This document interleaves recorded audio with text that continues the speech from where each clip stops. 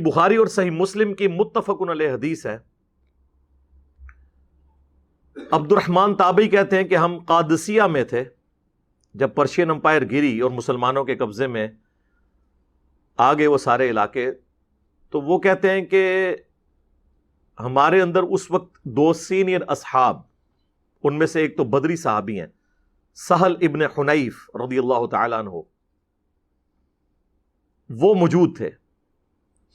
یہ وہی تھے کہ جن کو حضرت معاویہ رضی اللہ تعالیٰ عنہ کو معزول کر کے مولا علی نے گورنر شام لگایا تھا، سہل ابن حنیف. لیکن یہ جو واقعہ ڈسکس ہو رہا ہے یہ حضرت عمر کے دور کا ہے. اور قیس ابن سعد رضی اللہ عنہما وعلیہم السلام، وہ کہتے ہیں اتنے میں ایک شخص کا جنازہ گزرا جو کہ ذمی تھا، ٹیکس پیئر تھا، کافر تھا.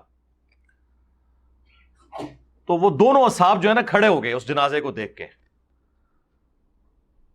تو جب جنازہ آگے چلا گیا تو باقی لوگوں نے پوچھا کہ یہ تو ایک کافر کا جنازہ تھا، آپ اس کی لاش کی رسپیکٹ میں کیوں کھڑے ہوئے ہیں؟ تو ان دونوں نے فرمایا کہ ایک دفعہ ہم نبی صلی اللہ علیہ وآلہ وسلم کے ساتھ تھے، آپ کے سامنے ایک یہودی کا جنازہ گزرا اور نبی علیہ السلام بھی اس طرح کھڑے ہو گئے. ہم نے بھی حضور سے یہی سوال کیا تو آپ نے فرمایا کہ وہ نفس اور جان تو تھی نہ مرنے والی، انسان تو تھا نا. آپ ویسے کہتے رہے کہ جی فلاں جو ہے وہ کتے سے بھی بدتر ہو گیا اگر ہمارا فرقہ چھوڑ گیا. لیکن نبی علیہ السلام نے ایک یہودی کی لاش کو یہ پروٹوکول دیا ہے کہ جب تک وہ لاش سامنے سے گزر رہی تھی نبی علیہ السلام کھڑے ہو گئے. یہ امت کے لیے ایک درس تھا.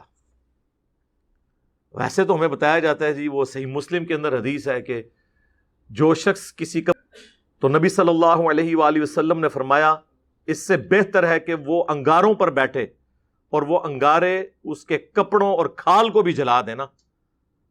وہ تکلیف جو ہے نا وہ کم ہے اس کی نسبت کسی قبر پہ بیٹھنے کا عذاب زیادہ ہونے والا ہے. حالانکہ قبر پہ بیٹھنے سے اس مردے کو کیا ہونا ہے، وہ تو نیچے دفن ہے. اتنا پروٹوکول ہے ایک لاش کا جو قبر کے اندر رکھی ہوئی ہے.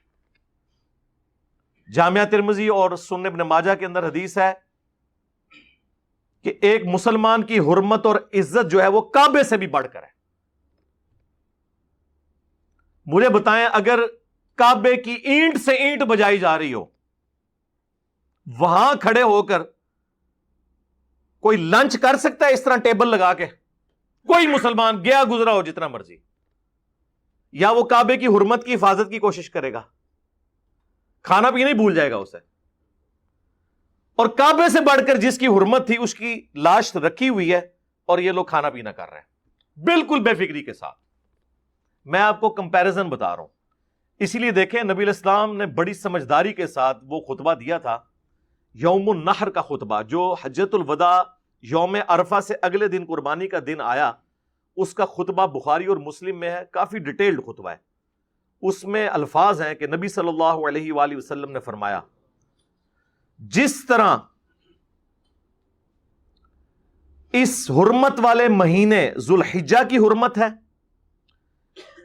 اس شہر مکہ کی حرمت ہے،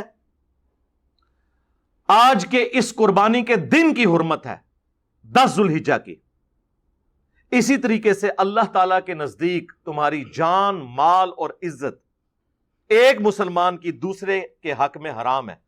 ان کی بھی حرمت اسی طریقے سے ہے.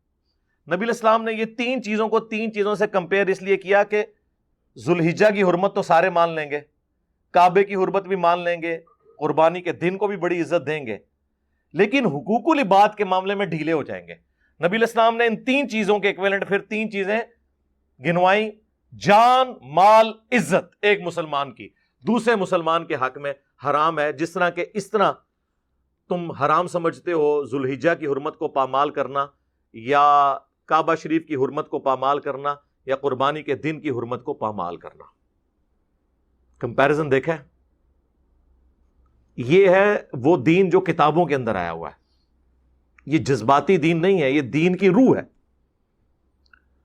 لوگ حقوق اللہ کے معاملے کے اندر تو آپ کو بڑے ماشاء اللہ تعالیٰ نظر آئیں گے ایکٹیو.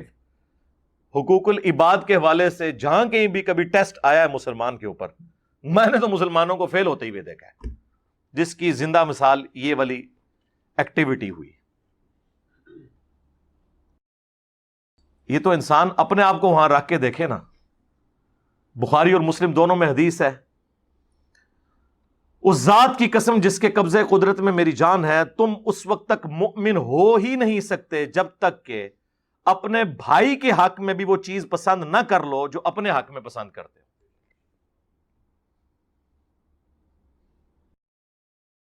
اور بخاری اور مسلم دونوں میں حدیث ہے کہ نبی صلی اللہ علیہ وآلہ وسلم نے فرمایا کہ تم اہل ایمان کو آپس میں محبت، معاونت اور رحمت اور شفقت کے اندر ایک جسم کی مانند پاؤ گے کہ جسم کے ایک حصے کو تکلیف ہو تو پورا جسم اس تکلیف کو محسوس کرتا ہے. اور اس کا کلائمیکس صحیح مسلم کی وہ حدیث ہے کہ اگر آنکھ میں تکلیف ہوتی ہے یا سر میں درد ہوتا ہے تو پورا جسم پوری رات کاٹ کے گزارتا ہے، کیونکہ مسلمان ایک جسم کی مانند ہے. یعنی نبی علیہ السلام نے کس لیول تک جا کے سمجھایا. پھر بخاری اور مسلم میں ایک اور حدیث ہے کہ نبی صلی اللہ علیہ وآلہ وسلم نے فرمایا کہ جو شخص مخلوق پر رحم نہیں کرتا اللہ بھی اس پر رحم نہیں کرتا. جی اب مجھے بتائیں، ان ساری احادیث کو سامنے رکھ کے ذرا وہ سینکڑوں مسلمانوں کا ایٹیچیوڈ دیکھیں جو انہوں نے اس شادی حال کے اندر ایک لاش کی موجودگی کے اندر اتنی بے فکری کے ساتھ اپنی ایکٹیویٹیز پرفارم کی ہیں.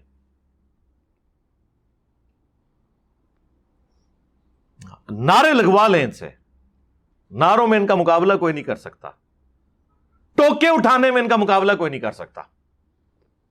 اور جہاں پریکٹیکلی کوئی کام کرنے کی باری آتی ہے وہاں یہ دیکھ لیں کہ سارے کے سارے فیل ہو جاتے ہیں.